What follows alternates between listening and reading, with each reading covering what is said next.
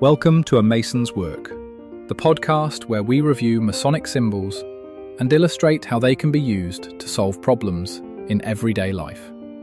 With your host, Brian Mattox, a proud member of the Craftsman Online Media Network. Another second degree tool that you pick up along the way is the square. Now it's interesting, it's the first mention of the square is actually in the first degree, at least in this jurisdiction that I'm in, when it is mentioned as one of the great lights of Freemasonry.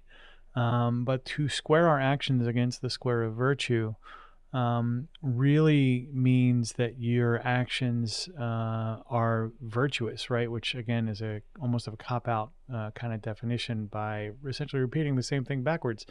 But when you look at whether or not your actions are virtuous, I think it's important to understand what that means. And so like morality and other concepts about how we interact with each other, having virtue stand out. Virtue means something a little bit different than, strictly speaking, than moral, right? So one's actions being moral means that they are acceptable in a social context. Virtuous is something else altogether. It seems to be a higher order of morality. And so when you are squaring your actions against that square of virtue, it really means that the things that you're choosing to do, the work you choose to undertake, really is almost super moral, right? It's bringing a extra dimension of value to the environment that you're operating in, and that also means that you can't. The morality question has to kind of be almost that ground, like, okay, so my actions that I'm undertaking right now are, strictly speaking, they're moral. So now I can now evaluate them against that. Are they not only the moral, are they virtuous?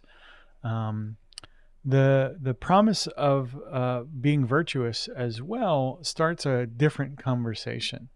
And so if your actions are virtuous, there, in many cases, it's important to separate the outcomes from the behavior.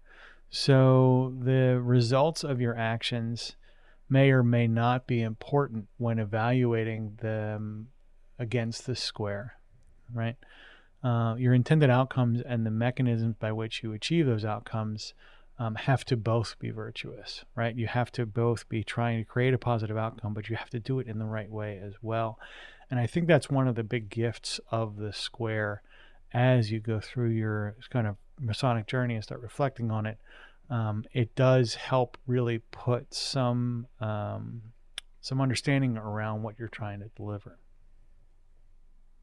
The views represented in this podcast are those of the speaker alone and are not representative of any grand or subordinate lodge.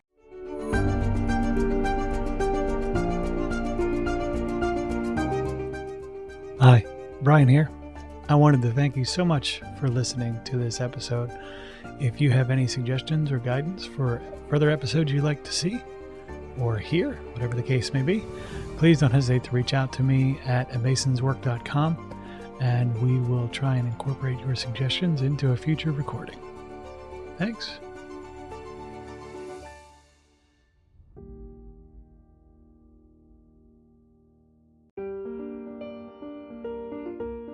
Freemasonry teaches us that the true work is within, a lifelong journey of reflection, discipline, and discovery. At A Mason's Work, we help Masons bring out their best selves through meaningful self-inquiry and symbolic practice. From personal reflection to lodge engagement, we offer tools that turn symbols into action. Visit us at amasonswork.com. The work is within. The time is now.